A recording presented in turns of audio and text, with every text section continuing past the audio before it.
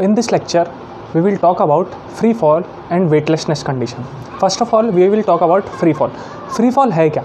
Free fall is the phenomena in which an object only experience gravitational force and no other force. Free fall, an object only experience gravitational force, only experiences gravitational force. मतलब if I throw this marker upwards, it will come down. It will come down. While it is coming down, different forces are acting on it. First force can be frictional force, which is provided by air. Second force can be buoyant force. Third force will be gravitational force. ठीक है, तो free fall क्या है? An object only experiences gravitational force. अगर कोई object सिर्फ gravitational force experience कर रहा है तो उसको फ्री फॉल कहेंगे. ये फिनोमिना यूज़ का होता है, मून में यूज़ होता है, अर्थ और मून के बीच में. वो कैसे होता है वो भी देखते हैं हम लोग. तो पहले फ्री फॉल क्या है? Only gravitational force. अब यहाँ पे फ्री फॉल होता कहाँ है? ये सिर्फ ग्रेविटेशनल फोर्स कहाँ रहेगा? क्योंकि अगर इन्वायरमेंट में हम कहीं भी देखें तो ग्रेविटेशनल फोर्स के साथ फोर्स ऑफ फ्रिक्शन प्रेजेंट रहता ही रहता है, क्योंकि वहाँ पे एयर ऑलमोस्ट हर जगह प्रेजेंट है. हर जगह प्रेजेंट है एयर, तो वहाँ पे उसका रेजिस्टेंस देने के लिए हमेशा एयर प्रेजेंट रहती है, तो वहाँ पे फोर्स ऑफ फ्रिक्शन आ जाता है. तो यह हमेशा हो सिर्फ कहाँ सकता है? In vacuum. In vacuum it is possible. तो यही फ्री फॉल दिखाने के लिए एक एक्सपेरिमेंट हुआ. First experiment was carried bye Aristotle. इन्होंने क्या बोला? दो स्पीयर लिए, दो मेटल के बॉल्स लिए, स्पीयर्स लिए, one with mass, with huge mass and second is with small mass. तो इन्होंने एक हाइट से जब इसको गिराया तो this sphere with heavier mass comes first. ये फर्स्ट है. तो इन्होंने क्या बोला अरिस्टोटल ने कि जिसका मास ज़्यादा होता है वो हमेशा पहले गिरता है, वो हमेशा फॉल पहले होता है ज़मीन पे. Second experiment was done by Galileo. Galileo ने क्या बोला कि ये सेम एक्सपेरिमेंट उन्होंने भी परफॉर्म किया, सेम का सेम. तो फर्स्ट यही आया. फिर उन्होंने क्या किया? उन्होंने वही सेम ह्यूज मास का स्पीयर लिया and he took one feather मतलब पंख, और ये दोनों को वैक्यूम में गिराया. तो वैक्यूम में जब गिराया तो वहाँ पे सिर्फ ग्रेविटेशनल फोर्स प्रेजेंट थी. वैक्यूम में और कुछ नहीं होता है, एयर रेजिस्टेंस नहीं होता है, बुओयंट फोर्स नहीं होता है, कोई फोर्सेस नहीं लगती, सिर्फ ग्रेविटेशनल फोर्स होता है. तो वैक्यूम में क्या हुआ कि ये जो दोनों थे ये साइमल्टेनियसली गिरे. These two fell down simultaneously. तो इससे हमें क्या पता चला कि ग्रेविटेशनल फोर्स पे जब नीचे गिरने का है जो उनकी वेलोसिटी पे ग्रेविटेशनल फोर्स का असर नहीं होता है. ठीक है, उनके मास का कोई इंपॉर्टेंस नहीं होता है इस चीज़ में, दोनों एक साथ ही गिरेंगे. तो this was the experiment carried out by Galileo. तो एरिस्टोटल ने जो बोला था कि मास पे डिपेंड रहता है कौन पहले गिरेगा, वही गैलीलियो ने बोला कि मास पे डिपेंड नहीं रहता है. वो अगर वैक्यूम में रहा तो उस पर जितना ग्रेविटेशनल फोर्स लग रहा है वही इंपॉर्टेंट है वहाँ पे, और कोई भी चीज़ एक्ट नहीं करती है, इसलिए दोनों एक साथ गिरते हैं. तो this was the experiment conducted. अब फ्री फॉल एक्चुअली जैसा मैंने आपको बताया कि only gravitational force acts on it. तो फ्री फॉल एक्चुअली में कहाँ है देखते हैं, ये फिनोमिना कहाँ देखने को मिलता है. सो suppose this is earth. I told you earlier between earth and moon there is always a free fall. ये मून है. अब क्या हुआ, मून बहुत डिस्टेंस में है, इनके बीच में एटमॉस्फेयर बहुत कम है, यहाँ तो कहीं है ही नहीं, अर्थ के आसपास में ही है, सिर्फ 400 किलोमीटर के आसपास ही एटमॉस्फेयर है, उसके बाद तो है ही नहीं. तो ये जो मून है हमेशा फ्री फॉल में होता है, हमेशा फ्री फॉल में होता है, क्योंकि यहाँ पे only force that precedes is gravitational force, और only force there is gravitational force by Earth. ये एक ही फोर्स है जो मून को अर्थ के साथ फ्री फॉल में रखी है. तो actually here comes a question, if it is in free fall on only gravitational force is they are between both of them, then why the moon is not colliding with earth. Earth के साथ collision क्यों नहीं हो रहा है? तो यहाँ इसका आंसर है कि moon is always in a rotation, moon is always in a revolution with अर्थ. तो जब भी अर्थ इसको अपने तरफ खींचता है मून अपना डायरेक्शन चेंज कर देता है उसके खुद के रोटेशन के कारण, और वो रिवॉल्यूशन अर्थ के आजू बाजू ले रहा है, तो उसकी स्पीड और वेलोसिटी के कारण वो डायरेक्शन चेंज कर देता है. तो इसलिए अर्थ और मून कभी कोलाइड नहीं होते. ठीक है, this was the free fall. And the most important topic now is about weightlessness condition. Means Y the astronauts feel that there is no weight, or they feel that there is no force acting on them and they float in air. ये होता क्यों है? Weightlessness condition,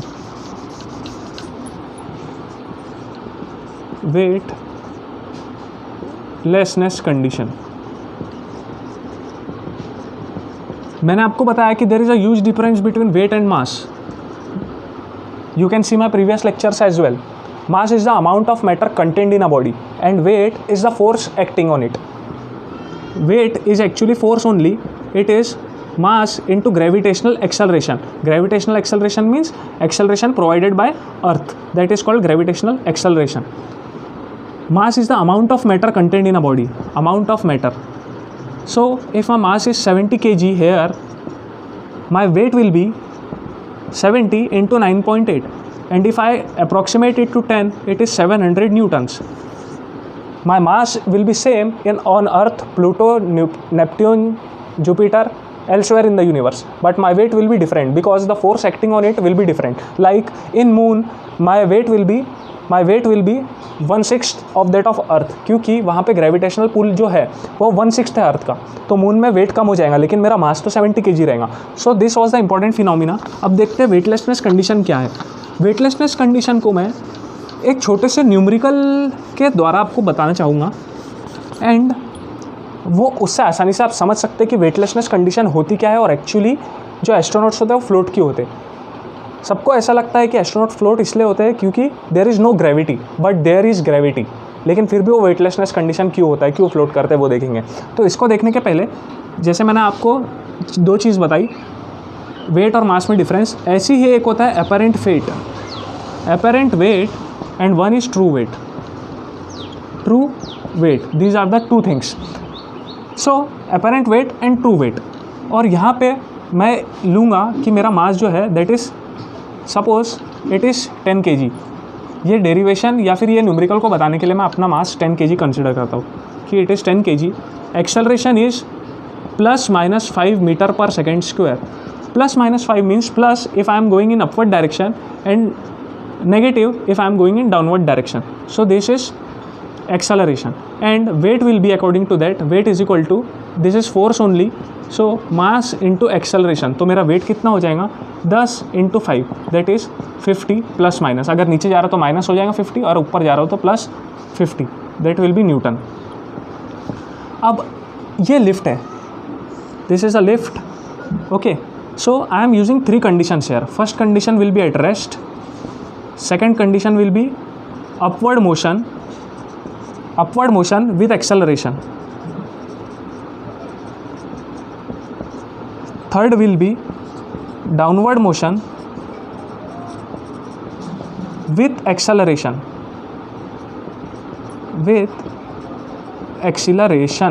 So here if I am at rest, this is me, if I am at rest, so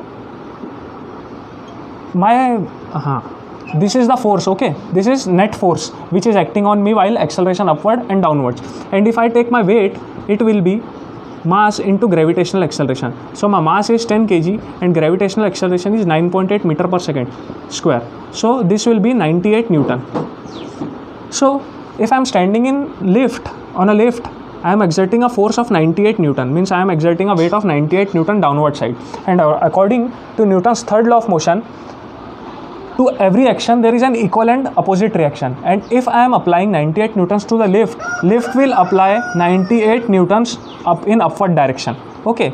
So this is the reaction and this is action, and action and reaction takes on opposite bodies, on two opposite bodies, तो उस पर action and reaction होता है। तो यहाँ पे मेरा true wait जो है that is 98 Newton and 98 Newton, और अपेरेंट वेट का मतलब ये है कि जो फोर रिएक्शन हमें मिल रहा है उसको अपेरेंट वेट बोलते हैं। तो यहाँ पे एट रेस्ट में 98 न्यूटन ही मेरा अपेरेंट वेट भी है।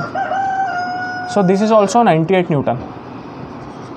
सो apparent weight is equal to true weight हो गया। तो यहाँ पे जो नेट फोर्स है, force net is equal to 0, क्योंकि अपेरेंट वेट या apparent force is equal to true force या ट्रू वेट। तो ये दोनों सेम होने के कारण मेरा फोर्स जो नेट है that is 0।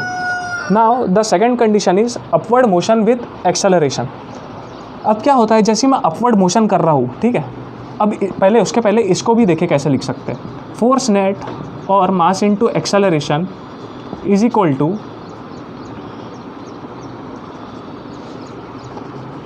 Normal reaction, this is positive sign, ठीक है, नॉर्मल रिएक्शन ऊपर की तरफ लगती, and M G is weight that is in negative direction, इसलिए ये नेगेटिव है। तो force into mass into acceleration is equal to normal reaction minus M G. यहाँ पे ये कितना है, नॉर्मल रिएक्शन 98, ये भी 98, तो फोर्स नेट कितना हो गया मेरा 0। This was the first condition. अभी हम अगर सेकंड कंडीशन में आए तो अपवर्ड मोशन मेरा कितना हो रहा है 5 मीटर पर सेकेंड स्क्वायर, ठीक है। तो F net is equal to normal reaction फिर से पॉजिटिव, और ये क्या हो जाएगा एम जी नेगेटिव क्योंकि नीचे लग रहा है वेट।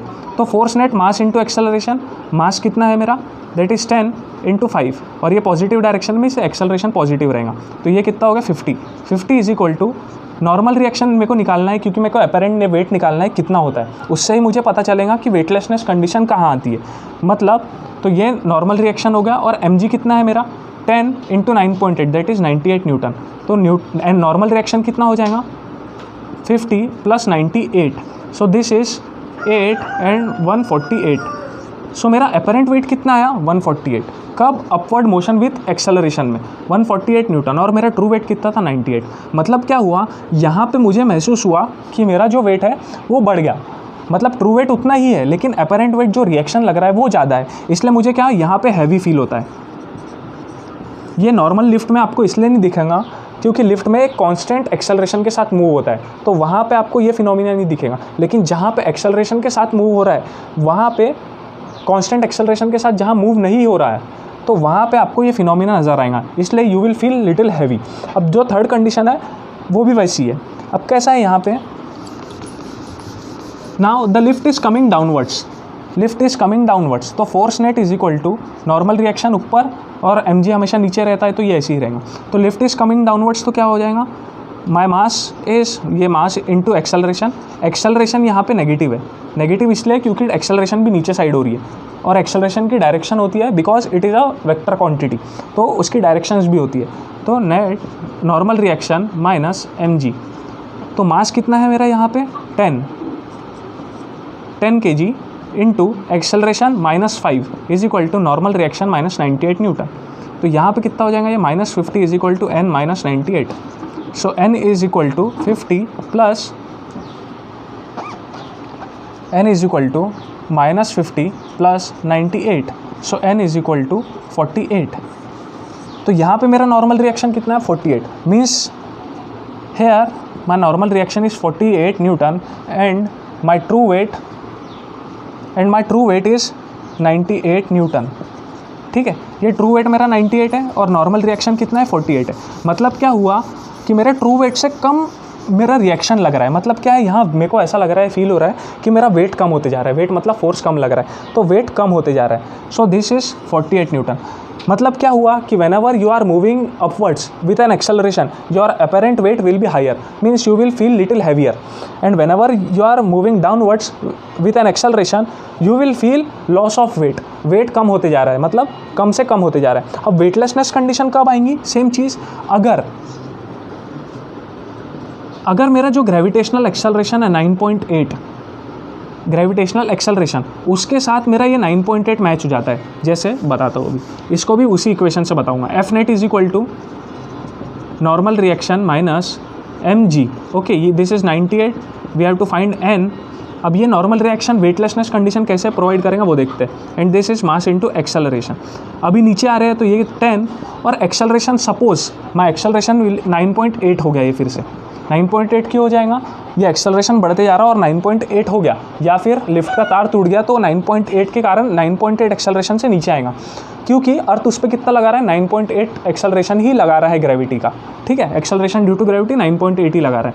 तो अगर ये एक्सेलरेशन को मैच कर लेता है lift, then it will be 98 minus 98 is equal to n minus 98। So n is equal to this is minus 98 plus 98, so n will be 0। n 0 का मतलब क्या हो गया, यहाँ पे जो चीज़ आई, n 0 का मतलब क्या है कि अगर with 9.8 acceleration metre per second square के एक्सेलरेशन से आया तो यहाँ पे n मेरा 0 होगा और ट्रू वेट कितना है 98। ये 0 का मतलब क्या हो गया, this is weightlessness condition. Weightlessness condition मतलब क्या, अब कुछ भी वेट फील नहीं हो रहा, पहले कम से कम आया और फिर ज़ीरो हो गया वो चीज़। तो ये this condition is called weightlessness condition.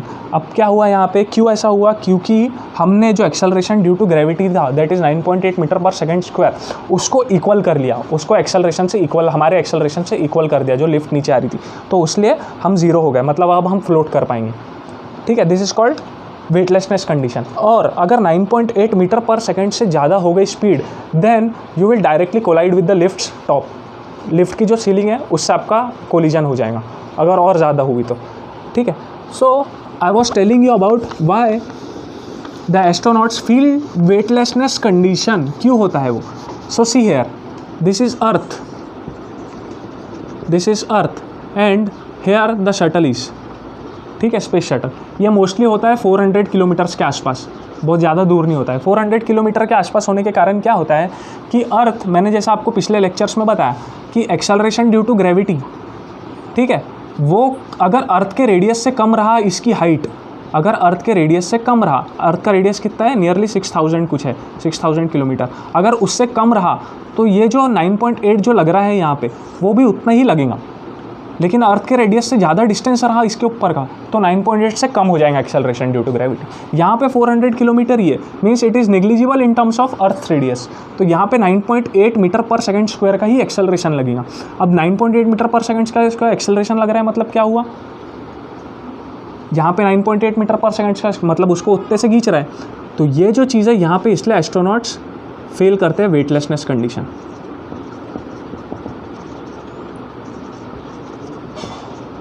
क्योंकि their acceleration towards earth will be equal to 9.8 meter पर सेकंड स्क्वायर, इसके इक्वल हो जाता है उनका acceleration due to gravity. Gravity जो एक्सेलरेट करती है तो वो 9.8 मीटर पर सेकंड स्क्वायर की उतनी एक्सेलरेशन से उसको नीचे खींचती है, तो यहाँ पे इसलिए जीरो कंडीशन हो जाती है। जो हमने लिफ्ट में देखे सेम यहाँ पर अप्लाई होता है, देयरफॉर एस्ट्रोनॉट्स फ्लोट्स। अब होता क्या है, अब लगा रहे तो है, ग्रेविटेशनल फोर्स भी ला रहा है, एक्सेलरेशन भी आ रहा है, तो नीचे क्यों नहीं आते, then it is only because of its motion.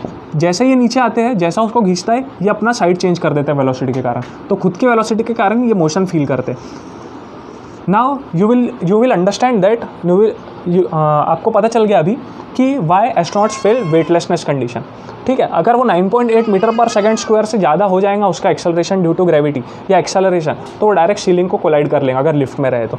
ठीक है, so this was all about free fall and weightlessness condition. तो ये वेटलेसनेस कंडीशन यहाँ पर दिखती है, क्यों दिखती है, क्योंकि ये बहुत कम दूरी पे है, इसलिए अर्थ जो ग्रेविटेशनल एक्सेलरेशन लगाता है दैट इज़ 9.8 मीटर पर सेकंड स्क्वायर।